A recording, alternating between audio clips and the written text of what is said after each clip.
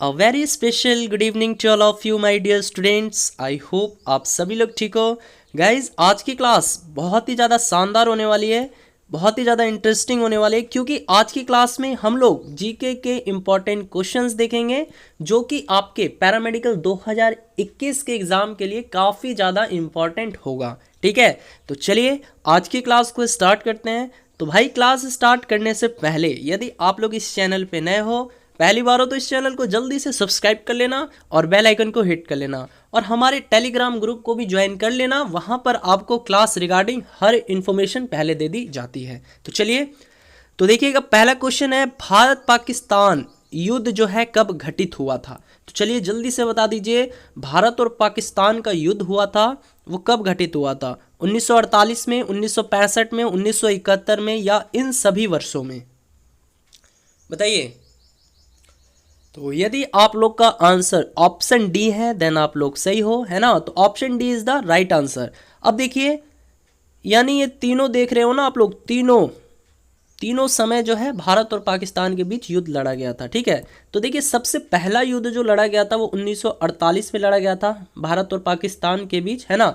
और इसे हम लोग प्रथम कश्मीर युद्ध भी कहते हैं। क्या कहते हैं इसको? प्रथम कश्मीर युद्ध भी इसको कहा जाता है ना। जो युद्ध 1948 में लड़ा गया था इसे प्रथम कश्मीर युद्ध भी कहा जाता है। अब इसके बाद देखिए 1965 में, है ना, 1965 में भी लड़ा गया था भारत और पाकिस्तान के बीच, है ना। उसके बाद 1971 में भी लड़ा गया था और फिर 1999 में भी लड़ा गया था, है ना। और 1999 में जो युद्ध लड़ा गया था उसको कारगिल का युद्ध कहते हैं। तो कभी कभी एग्जाम में पूछा जा सकता है कि भारत और पाकिस्तान के बीच कारगिल का युद्ध कब लड़ा गया था? तो कब लड़ा गया था? 1999 में लड़ा गया था। ठीक है, हाँ, तो याद रहेगा। चलिए बढ़ते हैं नेक्स्ट क्वेश्चंस की तरफ। अच्छा, एक क्वेश्चन मैं और पूछता हूँ, बताइएगा भारत और चीन के बीच कब युद्ध लड़ा गया था? भारत और चीन के बीच कब युद्ध लड़ा गया था? तो चलिए ये क्वेश्चन आप लोग के लिए होमवर्क में रहा, यानी क्लास जब ओवर हो जाएगा तो आपको इस क्वेश्चन का आंसर कमेंट बॉक्स में देना होगा। चलिए नेक्स्ट क्वेश्चन देखिएगा, बहुत अच्छे अच्छे क्वेश्चन है और कुछ क्वेश्चन मैं आपको प्रीवियस ईयर का भी करवाऊंगा इस वीडियो में। चलिए, तो क्वेश्चन है, पोखरण किसके लिए विख्यात हुआ? जल प्रदूषण, हिंदू मुस्लिम दंगा, अणु विस्फोटन, या नक्सल आंदोलन? जल्दी से बताइए। तो यानी देखो राजस्थान में एक जगह है पोखरण, है ना, तो ये किसके लिए विख्यात हुआ? ये किस चीज के लिए प्रसिद्ध हुआ? बताइए। तो वेरी गुड, यदि आप लोगों ने ऑप्शन सी दिया है अणु विस्फोटन, देन आप लोग सही हो, है ना। एक क्वेश्चन भी पूछ लिया जाता है कि भाई भारत ने अपना पहला परमाणु परीक्षण कब किया था और कहाँ किया था? बताओ जल्दी से। भारत ने अपना पहला परमाणु परीक्षण कब और कहाँ किया था? बताइए। तो हाँ, वेरी गुड, तो कब और किया था? भारत ने अपना पहला परमाणु परीक्षण 1974 ईस्वी में किया था। कहाँ किया था? तो राजस्थान के पोखरण जगह पे, है ना। राजस्थान में एक जगह है पोखरण, वहीं पे भारत ने अपना पहला परमाणु परीक्षण किया था। ठीक है, चलिए अब बताइए। तो एक क्वेश्चन और पूछ लिया जाता है कि भारत ने अपना दूसरा परमाणु परीक्षण कब किया था? भारत ने अपना दूसरा परमाणु परीक्षण कब किया था? तो याद रखना है, चलिए ऑप्शन देता हूँ, 1999, 1998,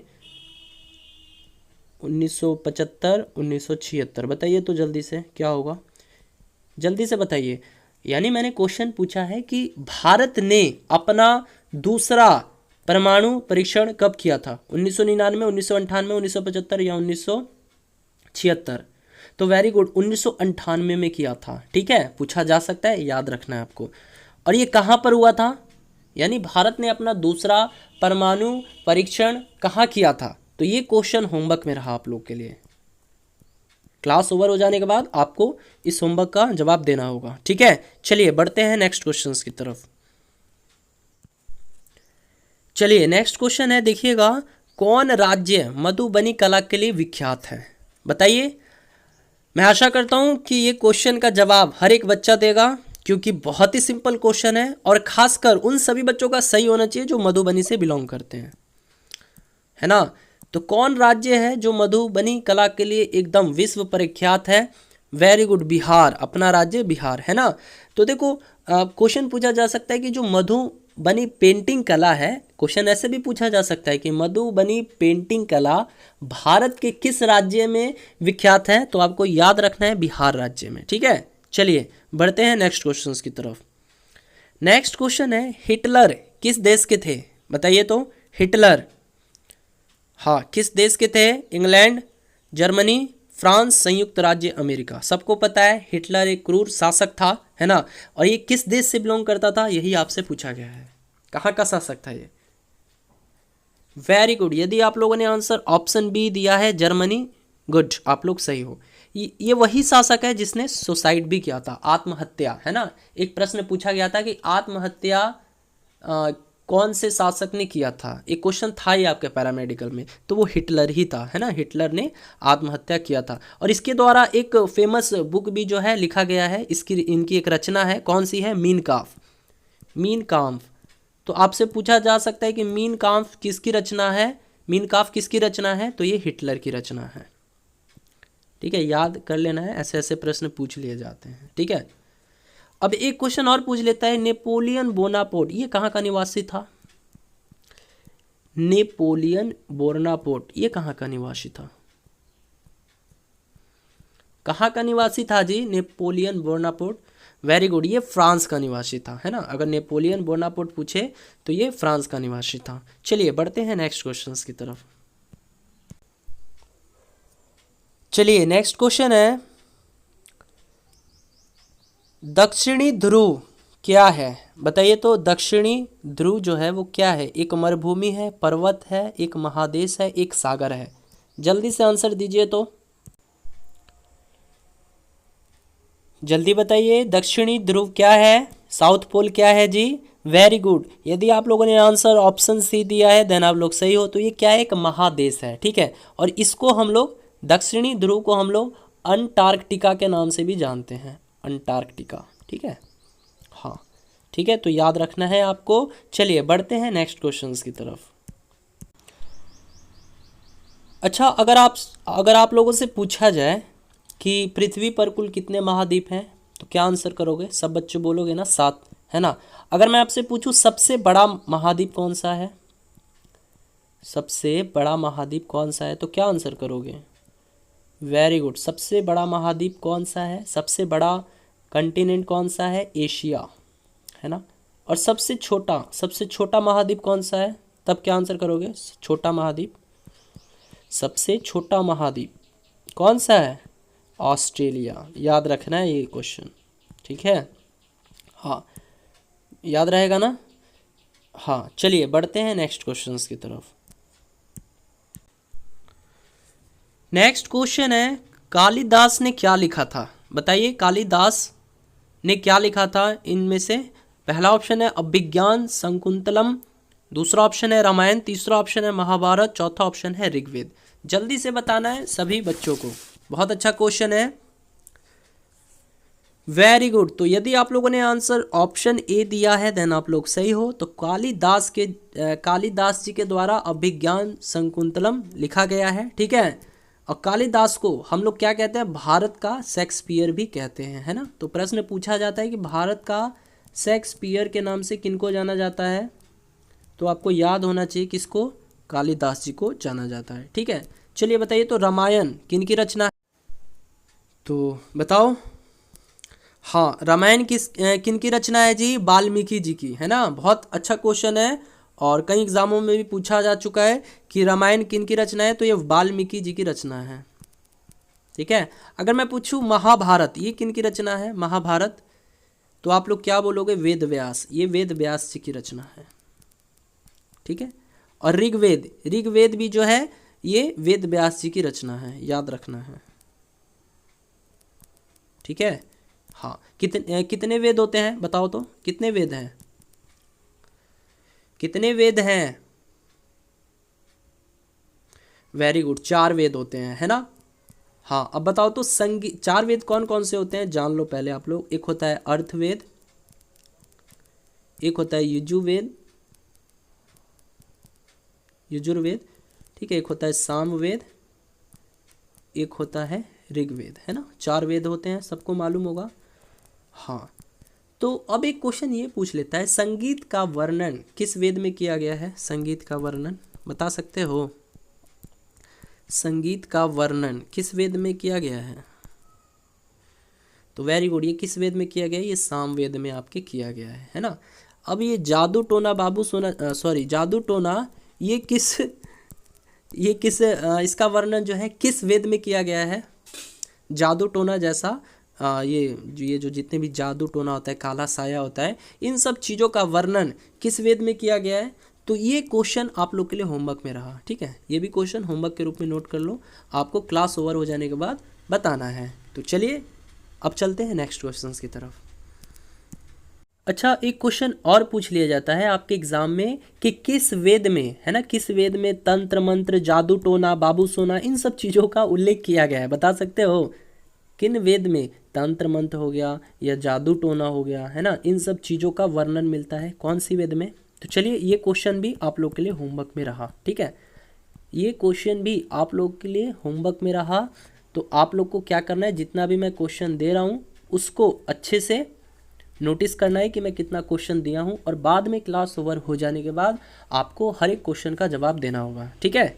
और जो बच्चा सभी क्वेश्चनों का जवाब देगा उसका कमेंट जो है पिन किया जाएगा, ठीक है, यानी उसका कमेंट जो है सबसे ऊपर शो करेगा। तो चलिए बढ़ते हैं नेक्स्ट क्वेश्चंस की तरफ। चलिए देखिएगा, नेक्स्ट क्वेश्चन है, कोणार्क मंदिर कहाँ है? देखिए बहुत ही फेमस मंदिर है और ये सूर्य देवता जी का मंदिर है ना। तो सूर्य देवता का प्रसिद्ध मंदिर कोणार्क मंदिर, ये भारत के किस राज्य में स्थित है? उत्तर प्रदेश, मध्य प्रदेश, उड़ीसा या पश्चिम बंगाल? आंसर कीजिए। तो वेरी गुड, तो यदि आप लोगों ने आंसर ऑप्शन सी दिया है देन आप लोग सही हो, है ना। तो कोणार्क मंदिर कहाँ पे है? ये उड़ीसा के राज्य में स्थित है। और इस कोणार्क मंदिर का निर्माण किसने करवाया था? बता सकते हो? इस कोणार्क मंदिर का निर्माण किसने करवाया था? बताओ। सॉरी गाइज, थोड़ा सा आवाज़ में हो सकता है कि आप लोग को दिक्कत हो, क्योंकि आवाज़ थोड़ा सा सही नहीं भी आ रहा होगा, है ना। आप लोग समझ सकते हो, एक्चुअली थोड़ा सा तबीयत भी ठीक नहीं है ना। तो आप लोग सुन सकते हो, आवाज़ में थोड़ा सा चेंजेस ज़रूर सुनने को मिलेगा आपको, ठीक है। तो थोड़ा सा इसको स्किप कीजिएगा इस चीज़ को, और क्वेश्चन का आंसर दीजिए।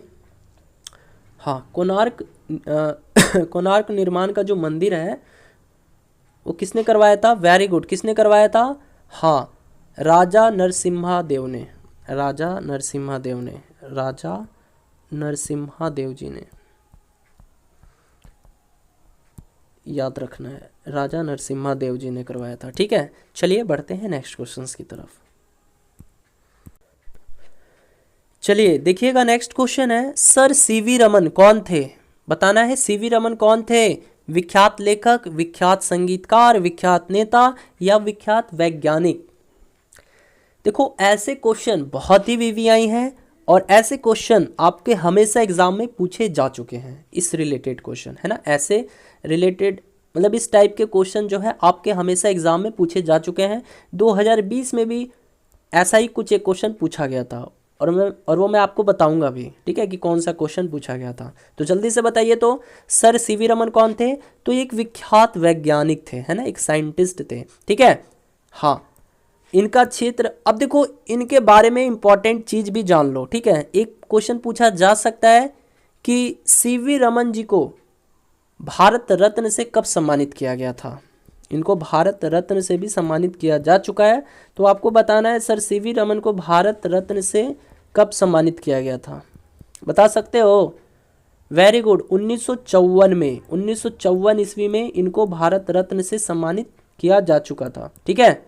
हाँ, याद रहना चाहिए। अब देखो 1954 में 3 लोगों को भारत रत्न से सम्मानित किया गया था। पहले कौन थे? सीवी रमन थे। उसके बाद सी राजा गोपालाचारी थे, ये सब मैं बता भी चुका हूँ आई थिंक, ठीक है। और फिर इसके बाद डॉक्टर सर्वपल्ली राधाकृष्णन, ये 3 लोग को भारत रत्न से 1954 में सम्मानित किया जा चुका है, ठीक है। तो आपको याद रखना होगा। अब देखो इनको नोबेल पुरस्कार से भी सम्मानित किया जा चुका है, तो बता सकते हो सर सीवी रमन जी को नोबेल पुरस्कार से कब सम्मानित किया गया और इनको किस क्षेत्र में नोबेल पुरस्कार दिया गया था? बताना है सर सीवी रमन को कब नोबेल पुरस्कार से सम्मानित किया गया था।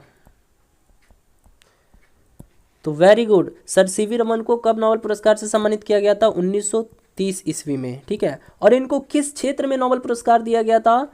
तो आपको मालूम होगा भौतिकी के क्षेत्र में, यानी फिजिक्स के क्षेत्र में दिया गया था, ठीक है।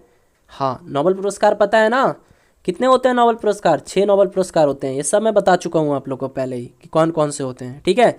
तो चलिए बढ़ते हैं नेक्स्ट क्वेश्चंस की तरफ। अब देखो जैसे यहाँ पे ये क्वेश्चन था सर सीवी रमन कौन थे, ठीक है। और 2020 में भी कुछ ऐसा ही प्रश्न पूछा गया था सर पीसी रॉय कौन थे, है ना। सर पीसी रॉय कौन थे? तो ये कौन थे पीसी रॉय?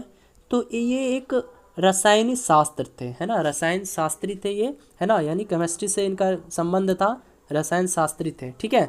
चलिए बढ़ते हैं नेक्स्ट क्वेश्चंस की तरफ। चलिए देखिएगा नेक्स्ट क्वेश्चन है रामचरितमानस किसने लिखा था? देखिए बहुत ही इंपॉर्टेंट क्वेश्चन है और बताना है आपको रामचरितमानस किसने लिखा था जी? तुलसीदास, कालिदास, कबीर या नानक जी ने? बताइए, सभी बच्चे बताएंगे। वेरी गुड, रामचरितमानस किसने लिखा था? तो तुलसीदास जी ने लिखा था, ठीक है। तो ऑप्शन ए जो है आपका राइट आंसर हो जाएगा। बात करेंगे कालिदास की, तो इनको भारत का शेक्सपियर कहा जाता है। अभी मैंने आपको बताया था इनको क्या कहा जाता है, भारत का शेक्सपियर कहा जाता है। अब बात करेंगे हम लोग कबीर जी के बारे में, तो इनसे भी रिलेटेड क्वेश्चन पूछा गया है आपके एग्जाम में, है ना। इनका दोहा जो है वो पूछ लिया जाता है। दोहा क्या है? देखिए, ऐसी वाणी बोलिए मन का आपा खोए, औरन को शीतल करे आपहु शीतल होए। देखो ये पूछ लिया जाता है कि ये दोहा किसके द्वारा लिखा गया है, तो आपको क्या आंसर करना है? कबीर का, है ना, कबीर जी का दोहा है, तो आपको याद में रखना है। अब इसका मतलब क्या हुआ? ऐसी वाणी बोलिए मन का आपा खोए, यानी अपने मुख से ऐसी वाणी का इस्तेमाल कीजिए और औरन को शीतल करे आपहु शीतल होए, है ना। यानी आप अपने मुंह से ऐसी वाणी बोलिए, ऐसी वाणी का इस्तेमाल कीजिए जो दूसरे को शीतलता का एहसास कराए, है ना, और जिससे स्वयं को भी शीतलता का अनुभव हो। तो यही इस दोहे का मतलब हुआ, ठीक है। तो ये पूछ लिए जाते हैं। बात करेंगे नानक जी के बारे में, है ना, तो ये सिखों के प्रथम गुरु थे। पूछा जा सकता है कि सिखों के प्रथम गुरु कौन थे, तो कौन थे? गुरु नानक देव जी थे। और सिखों के अंतिम गुरु के बारे में पूछें, क्या बोलोगे? सिखों के अंतिम गुरु कौन थे जी? बताइए। वेरी गुड, कौन थे ये? तो ये थे आपके गुरु गोविंद सिंह, है ना, गुरु गोविंद सिंह, है ना। चलिए अब आपको लास्ट ये होमवर्क मैं दे रहा हूँ, इसके बाद मैं नहीं दूंगा क्योंकि 3 से 4 क्वेश्चन मैं ऑलरेडी दे चुका हूँ। आपको गुरु गोविंद सिंह का जन्म बताना है होमवर्क के रूप में। इनका जन्म कब हुआ और कहाँ हुआ, तो ये लेकर आई थिंक 4 से 5 क्वेश्चन मैं होमवर्क के रूप में दे दिया हूँ। और जो भी बच्चा इन 5 क्वेश्चनों का आंसर देगा मैं उनका कमेंट जो है पिन करूँगा, ठीक है। तो आपको बताना है गुरु गोविंद सिंह का जन्म कब और कहाँ हुआ था, ठीक है। हाँ, अब देखिए एक क्वेश्चन और पूछा था आपसे इसी से रिलेटेड इस बार एग्जाम में कि सिखों के किस गुरु का वध औरंगजेब ने करवाया था। ये क्वेश्चन था कि नहीं था? क्वेश्चन था ना जी। तो बताइए, तो सिखों के कौन से गुरु का वध औरंगजेब ने करवाया था? सिखों के कौन से गुरु का वध, सिखों के कौन से गुरु का वध औरंगजेब ने करवाया था?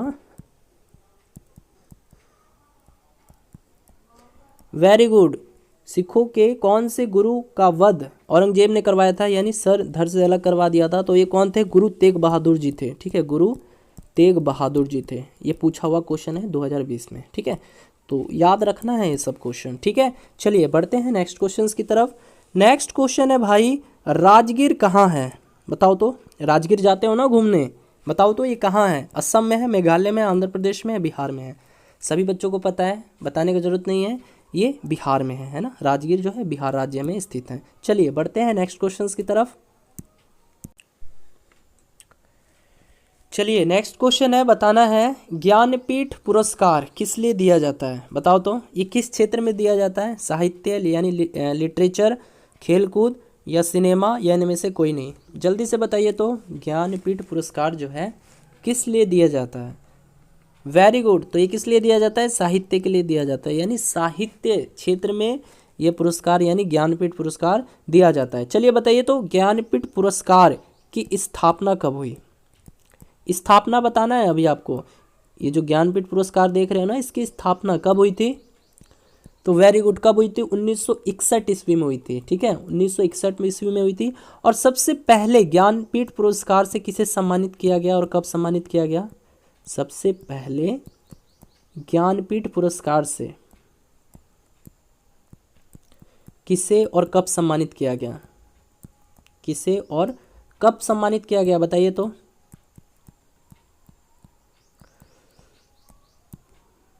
बताइए, क्वेश्चन है।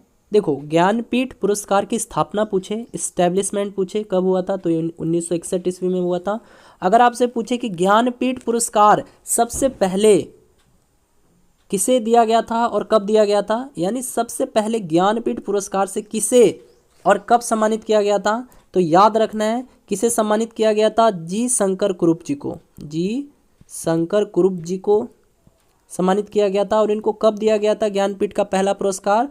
1965 में। ठीक है, यानी 1965 में पहला ज्ञानपीठ का पुरस्कार दिया गया था। किसको? जी शंकर कुरुप जी को दिया गया था। ठीक है, अब जैसा कि आप लोग देख सकते हो खेलकूद, तो खेलकूद में जो पुरस्कार दिया जाता है वो राजीव गांधी पुरस्कार होता है, सबको मालूम है। तो पूछा जा सकता है कि राजीव गांधी पुरस्कार किस क्षेत्र में दिया जाता है?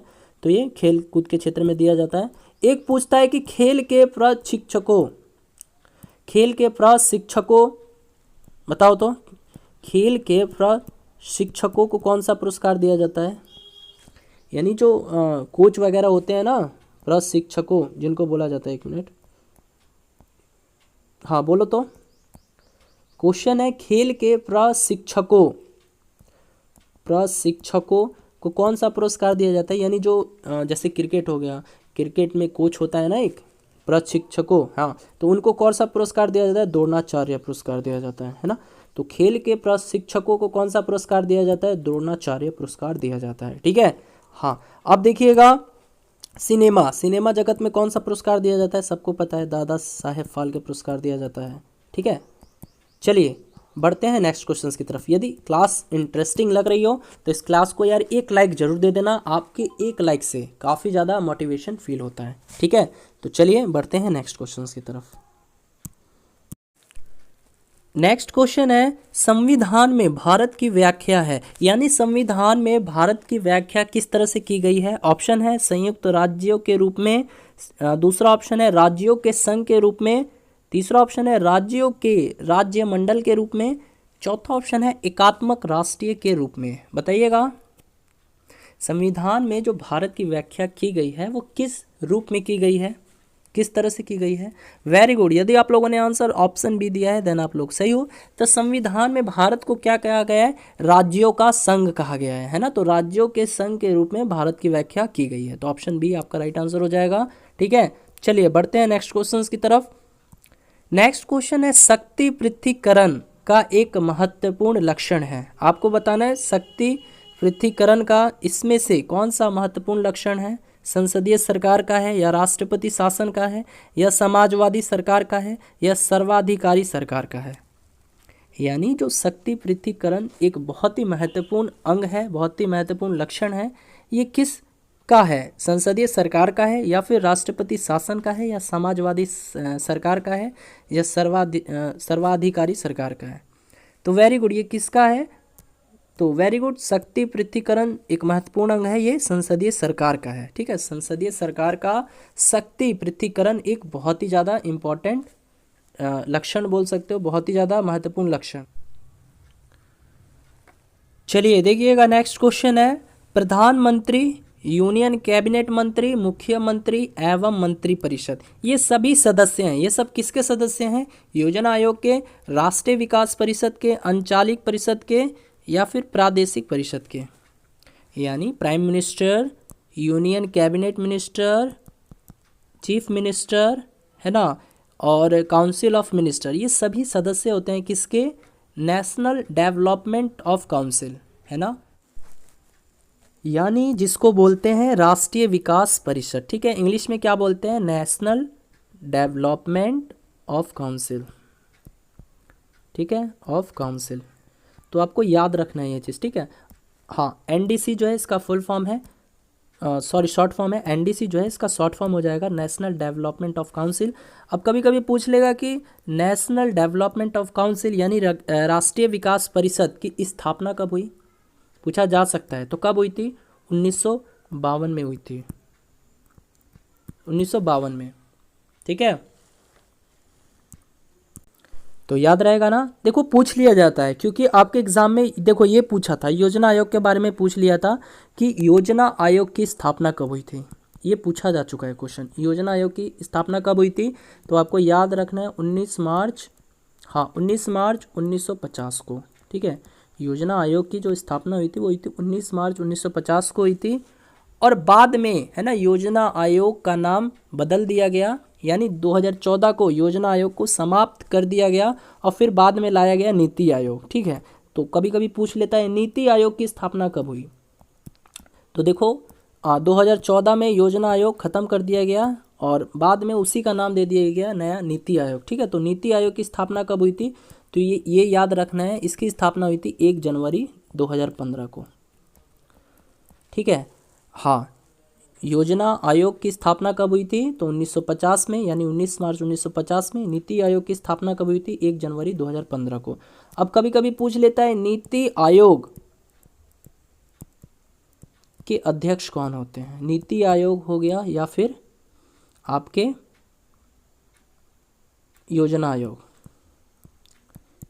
इनके अध्यक्ष कौन होते हैं, नीति आयोग या योजना आयोग के अध्यक्ष कौन होते हैं, तो प्रधानमंत्री होते हैं देश के, ठीक है, प्रधानमंत्री याद रखना है, ठीक है।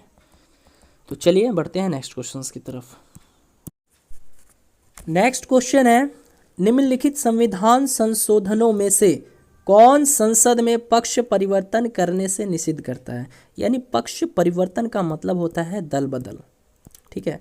अब देखो क्वेश्चन को मैं अपने लैंग्वेज में समझाता हूँ। क्वेश्चन में कहा गया है कि संविधान का कौन सा संशोधन था जिसके तहत दल बदल को रोकने हेतु कानून बनाया गया, बताओ तो कौन सा था संशोधन, 42वां था, 44वां था, 52वां था, 53वां था। तो वेरी गुड, ये कौन सा संशोधन था, 52वां संशोधन था। यानी संविधान का 52वां संशोधन अधिनियम 1985 द्वारा जो है संविधान में 10वीं अनुसूची में जोड़ा गया है ना, और दल बदल को रोकने हेतु यहाँ कानून बनाया गया, ठीक है। तो आपको याद रखना है, ठीक है। तो चलिए मिलते हैं नेक्स्ट क्लास में। यदि आज की क्लास अच्छी लगी हो, पसंद आई हो, तो आज की क्लास को एक लाइक जरूर दे देना, ठीक है। चलिए।